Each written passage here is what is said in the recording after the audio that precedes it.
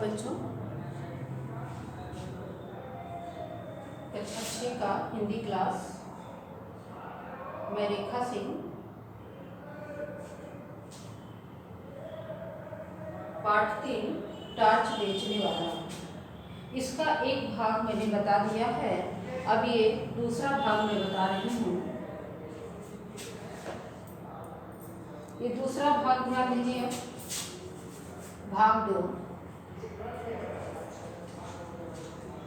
भाग 1 में मैंने आप लोगों को इस पाठ का सारांश बताया था और हरिशंकर परसाई जी के बारे में थोड़ा संक्षिप्त परिचय मैंने दिया था। ये देखिए, ये कक्षा 6 की हिंदी की पुस्तक है, हिंदी सागरिका। इसका पाठ 4 आप लोग खोल लीजिए। पाठ 4 ध्यान दीजिए, ये टार्च बेचने वाला। जैसा कि आप लोगों को हमने शुरू में ही बता दिया, भाग 1 में ही, कि परसाई जी बहुत प्रसिद्ध व्यंग्यकार लेखक रहे हैं। इस पाठ में भी उन्होंने समाज में फैले हुए अंधकार, समाज में फैली हुई कुरीतियों और पाखंडों पर उन्होंने चोट किया है। ऐसे पाखंडी साधु महात्माओं पर उन्होंने व्यंग किया है, जो लोग भोली भाली जनता के सरल स्वभाव का फायदा उठाते हैं और उन्हें गलत बातें बताते हैं। पाठ का सारांश हमने बता दिया बच्चों। अब थोड़ा आ जाइए आप लोग अभ्यास में, एक्सरसाइज में आ जाइए। अभ्यास में पहले तो मौखिक बोलने की बारी, मौखिक प्रश्न कुछ दिए गए हैं। मौखिक प्रश्न का भी उत्तर जानना जरूरी है आप लोगों के लिए। जो भी प्रश्न है उसके उत्तर आप लोगों को उसी पाठ से संबंधित हैं, इसीलिए हमने पहले वाले वीडियो में बताया था कि पाठ को आप लोग 3-4 बार पढ़ लीजिएगा। मौखिक प्रश्न, दोनों टार्च बेचने वालों के धंधों में क्या अंतर था? टार्च तो दोनों बेचते थे, एक वायु प्रकाश फैलाने का टार्च बेचता था, दूसरा आंतरिक प्रकाश फैलाने का। एक मन को उजाला भरने का प्रयत्न करता था, एक बाहरी प्रकाश देता था। दोनों टार्च बेचने वालों के धंधों में अंतर था। एक आध्यात्मिकता का प्रकाश फैलाने वाला टार्च बेचता था, दूसरा बाह्य जगत में प्रकाश फैलाने वाला टार्च बेचता था। लेखक का मित्र किस समस्या से परेशान था? पैसा कैसे पैदा किया जाए, पैसा कैसे कमाया जाए, इस समस्या से परेशान। दूसरा मित्र तय की गई जगह पर मिलने क्यों नहीं आया? पहला मित्र तो 5 साल के बाद उस स्थान पर पहुंचा, लेकिन उसका दूसरा मित्र उस स्थान पर नहीं पहुंचा था। उसी बारे में ये प्रश्न है कि दूसरा मित्र तय की गई जगह पर मिलने क्यों नहीं आया? क्योंकि वह एक बहुत बड़ा आदमी बन चुका था, साधु महात्मा का लबादा ओढ़ करके वो भोली भाली जनता से बहुत ही पैसा कमा करके ऐश आराम का जीवन बिताने लगा था, गाड़ी बंगले वाला हो गया था, इसलिए वह अपने उस बताए हुए जगह पर नहीं पहुंचा। ये कुछ मौखिक प्रश्न थे बच्चों। अब देखिए, ये वैकल्पिक प्रश्न हैं। कुछ प्रश्न हैं, उनके 4-4 विकल्प दिए गए हैं। मैं इसका सही जवाब बता रही हूँ, आप लोगों के पास किताब है तो इस पर टिक लगा लीजिए। पहला है, लेखक का मित्र पहले क्या कार्य करता था? इसमें 4 ऑप्शन हैं। टार्च बेचता था, जूते बनाता था, अखबार बेचता था, शिक्षक था। ये 4 ऑप्शन है। इसमें देखिए, पहला ऑप्शन टार्च बेचता था। लेखक का मित्र पहले क्या कार्य करता था? टार्च बेचता था। दूसरा प्रश्न है, मंच पर बैठा भव्य पुरुष कौन था? इसके भी 4 विकल्प हैं। एक नेता था, एक लेखक था, लेखक का बड़ा भाई था, लेखक के मित्र का मित्र था।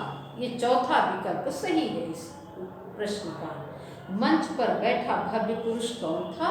लेखक के मित्र का मित्र था। अगला प्रश्न, संत पुरुष लोगों को शाश्वत ज्योति जगाने के लिए कहाँ बुला रहे थे? इसका 4 विकल्प, गंगा नदी के तट पर, जंगल में, विद्यालय में, साधना मंदिर में। तो इन चारों में चौथा विकल्प सही है, साधना मंदिर में।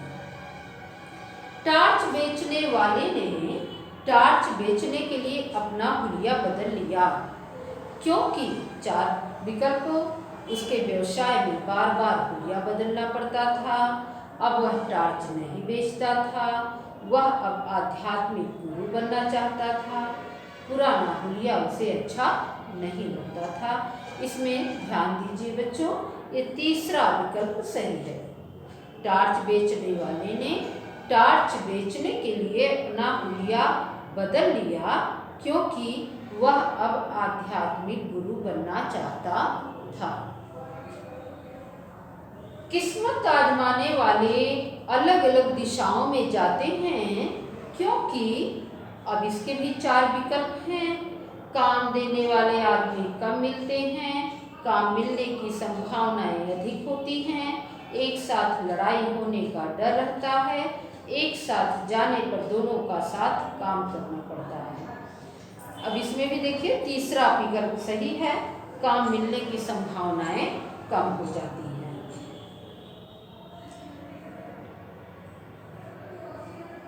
गलती हो गई बच्चों, तीसरा ऑप्शन तो सही है, लेकिन हमने बोल दिया गलत। तीसरा ऑप्शन, एक साथ लड़ाई होने का डर रहता है। किस्मत आजमाने वाले अलग अलग दिशाओं में जाते हैं, क्योंकि एक साथ लड़ाई होने का डर रहता है। ये आंसर है इसका।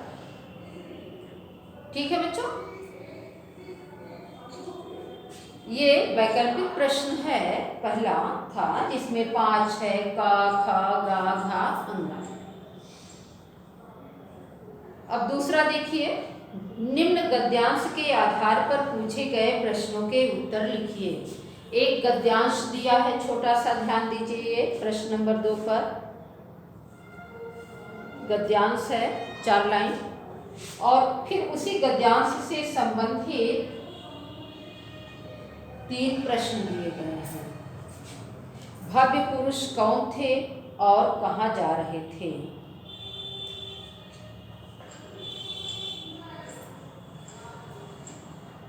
भव्य पुरुष कौन थे और कहाँ जा रहे थे?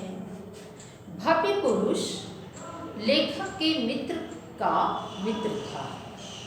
वह प्रवचन देने के पश्चात गाड़ी से अपने घर जा रहा था। उसने भव्य पुरुष को क्यों नहीं पहचाना? अर्थात लेखक के मित्र ने भव्य पुरुष को क्यों नहीं पहचाना? इसका उत्तर, क्योंकि भव्य पुरुष ने अपनी दाढ़ी बढ़ा रखी थी और लंबा कुर्ता पहन रखा था, इसलिए वो नहीं पहचाना। भव्य पुरुष ने उस व्यक्ति को गाड़ी में बात करने से क्यों रोका? तीसरा प्रश्न है, भव्य पुरुष ने उस व्यक्ति को गाड़ी में बात करने से इसलिए रोका क्योंकि उस गाड़ी का ड्राइवर भी था जो उनकी बातें सुन लेता, इसलिए वह भव्य पुरुष ने गाड़ी में बात करने से रोका, जिससे घर चल कर के बात की जाए। घा भी है, और भी प्रश्न है इसमें बच्चों, देखो घा और अंगा, इसमें विकल्प है। पुरुष शब्द का विलोम क्या होगा? विलोम अर्थात उल्टा। पुरुष है तो स्त्री, 4 विकल्प में एक स्त्री दिया है, तो पुरुष का विलोम स्त्री। ड्राइवर के शब्द किस भाषा से आया है? ड्राइवर शब्द किस भाषा से आया है? ये 4 विकल्प हैं, हिंदी, अंग्रेजी, संस्कृत, फारसी। ये ड्राइवर शब्द अंग्रेजी भाषा से आया है, इसका उत्तर ये है। ठीक है बच्चों। अब ये प्रश्न नंबर 3 में देखिए 4 लघुत्तरीय प्रश्न दिए गए हैं। लघुत्तरीय जिसके छोटे छोटे उत्तर होते हैं। पहला प्रश्न,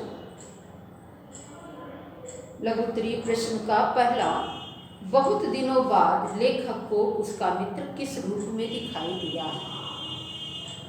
बहुत दिनों बाद लेखक को उसका मित्र किस रूप में दिखाई दिया।